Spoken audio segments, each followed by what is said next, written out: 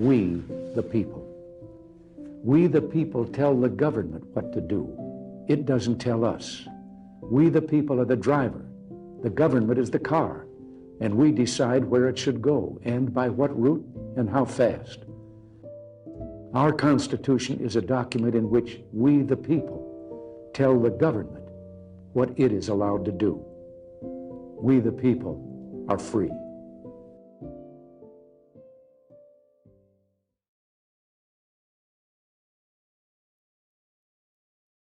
Nothing lasts forever. All good things must come to an end. Nothing is constant but change.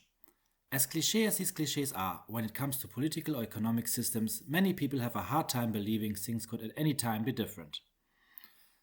Then reality happens. Democracy, that seemed a historic inevitability 30 years ago, is under attack on multiple fronts. Some are obvious, others more subtle. So without further ado, let's go through some of them.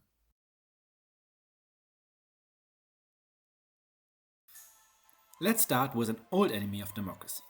As stated in the first part, democracy means there is no governing without the will and consent of the governed. Well, a lot of leaders find it quite neat when they don't need that, and will go to great lengths to govern with as little control as possible, from the least number of people. Authoritarian regimes have increased in numbers and resolve. Meanwhile, the pace of democratic breakdown has increased and the number of transitions to democracy has declined. The frequency of coups has increased, with 5 successful ones undertaken in 2021 alone. Even though the frequency of coups has increased, in most cases breakdowns of democracies have been more subtle and gradual. For example, election fraud, violation of opposition rights, or executive degradation. Where democracy breaks down, freedom follows suit. There has been a trend of declining freedom for many years now. According to Freedom House, after a steady decline of 16 years, only 20% of the global population now live in countries that can be unequivocally classified as free. While people are less free, governments become freer to do what they want. Limiting factors like a legislature, an independent judiciary, or free media are being pushed aside, not only in countries you would suspect like China, but also countries in the western periphery like Turkey or Hungary. Let's take Viktor Orban for example. He didn't need tanks or assassins to get into power. Instead, he was voted into office on the wave of a right-wing population backlash after the economic collapse of 2008. Then he withdrew parliamentary districts so his party could stay in power more easily.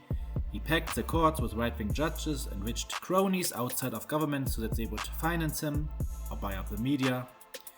He changed voting laws and energized his base by pointing to sinister threats to the country like Muslims or George Soros.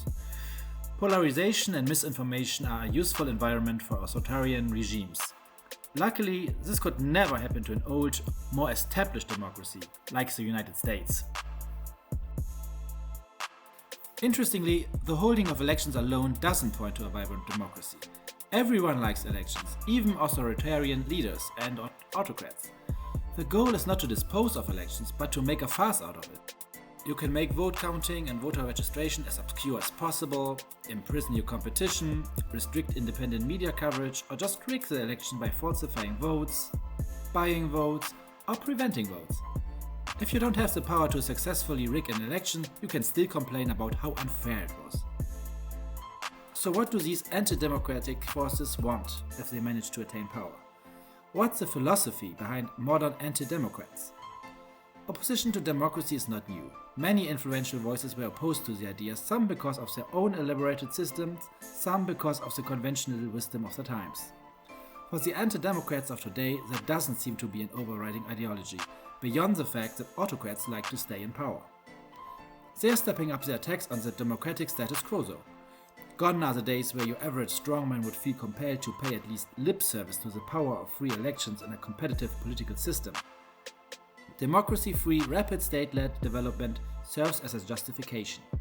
Especially China and Russia are pushing against the consensus that only democracy leads to prosperity and security. However, pragmatic attempts to better the lives of one's citizens takes a backseat to maintaining power by removing checks and balances and getting rid of civil society organizations. Economic and technological pressure is being applied against governments, companies, and international institutions, so that they avoid challenging their narratives. Authoritarian rulers like to help each other out, be it economically, diplomatically, or culturally. So, when Venezuela rigged its elections, the governments of Russia, Turkey, and China provided trade and investment to the regime. When protests erupted over the rigged election in Belarus, Moscow sent journalists and security experts. As anti-democratic alliances are used to ease the pressure of Western sanctions, democratic alliances like the EU are undermined, sometimes from within.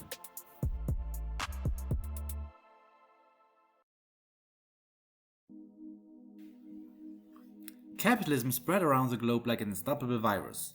Unlike democracy, which as we have seen also seemed inevitable at some time, it doesn't have any remaining contenders, since serious pushback on a state level is simply missing.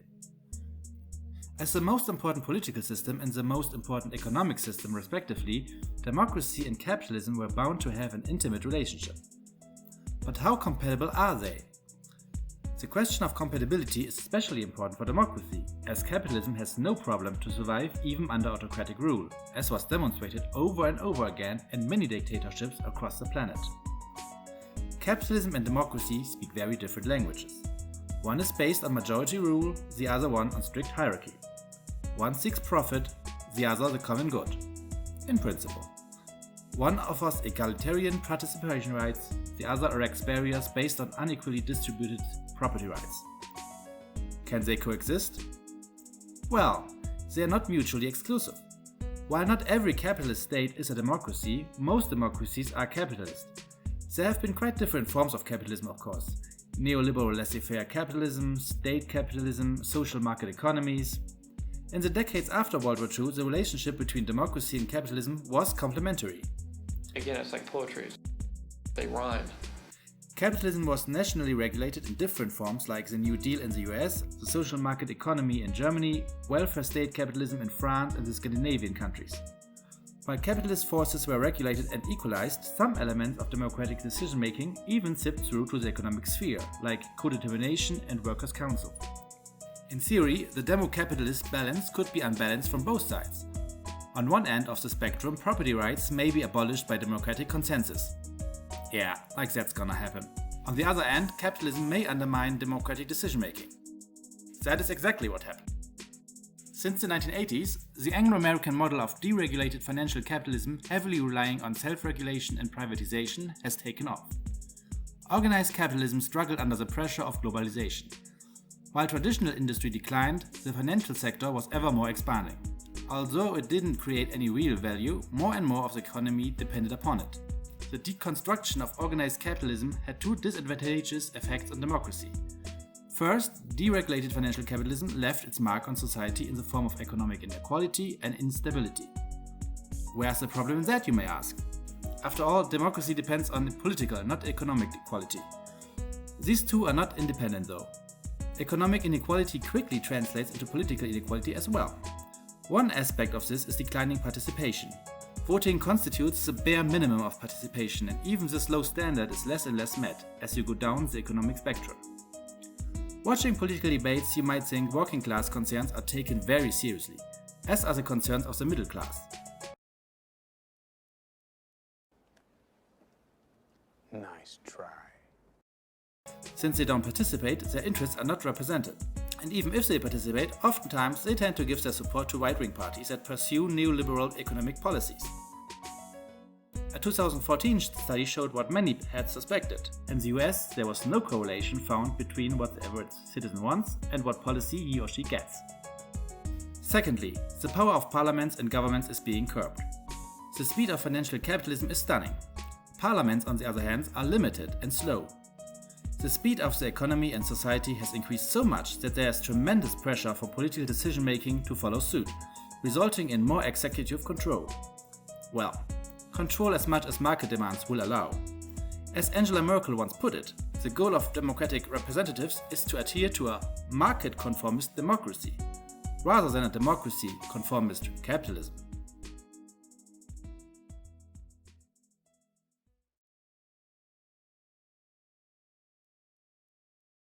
As concerning as autocrats and unbridled capitalists are, their threat is not new. Solutions may not be easy to implement, but they are conceivable. To solve a problem, you need to first understand it. Unfortunately, our mental capacity to understand, well, anything, hasn't been improving. Our brains haven't been changing that much since the monolith hit us 40,000 years ago.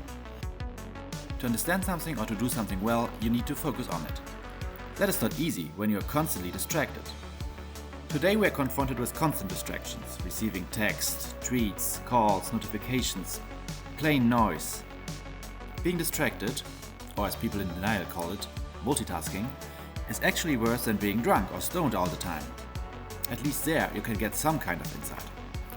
This is one reason why political discourse has deteriorated, or why this video came out months after the last one. Like magicians, social media companies are working overtime to manipulate our attention. To them, we are not unique individuals who can make deep impacts on the world by being thoughtful, creative, and on occasion even brilliant. We are rather pigeons or rats in a Skinner box, receiving hearts, likes and retweets instead of seeds. The world is a diminished one. For Twitter, the world should be understood in 280 characters. For Facebook, friendship means looking at your highly edited highlight reels.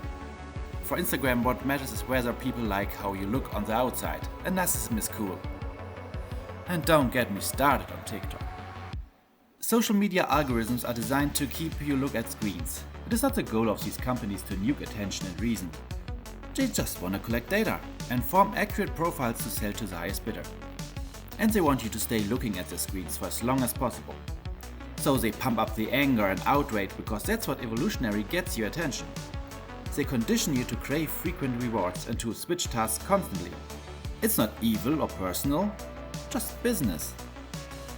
After the attention span and focus has been eradicated, it's easy to fill the heads with absurd nonsense, like, for example, that your political opponent plans to promote homosexuality in schools by providing penis-shaped baby bottles. Or whatever this guy spouts off. I don't like them putting chemicals in the water that turn the friggin' frogs gay! The effects on democracy can be devastating. Brazilian President Bolsonaro is a warning how a political system can be radicalized by social media algorithms. Once a fringe candidate who said outrageous and vile things glorifying violence, torture, misogyny and homophobia, he became a social media star who was swept into office on a wave of outrage and fake news. His supporters had a good idea what was going on and chanted "Facebook, Facebook" over and over. Another problem arises when we look at attention on a societal level. Momentous challenges like climate change ask for a collective attention. The science needs to be understood, facts need to be separated from falsehoods. Activists must convince their fellow citizens of the importance of the problem, so it can be turned into a political topic and pressures politicians to act. This simply won't happen if everyone's attention is occupied by fake news and nonsense. So it seems democracy has its work cut out. Stand strong against authoritarian goons, reform capitalism to a benign, compatible form, in particular find a way to eliminate surveillance capitalism, or maybe develop a new economic system altogether. Solidarity between democracies will be required, as will be the willingness to push back against the powerful and the recovery of attention and focus. In fact, I do have some easy fixes for every single problem. I'll give it to you. Just have to check this video for a minute. It's hilarious.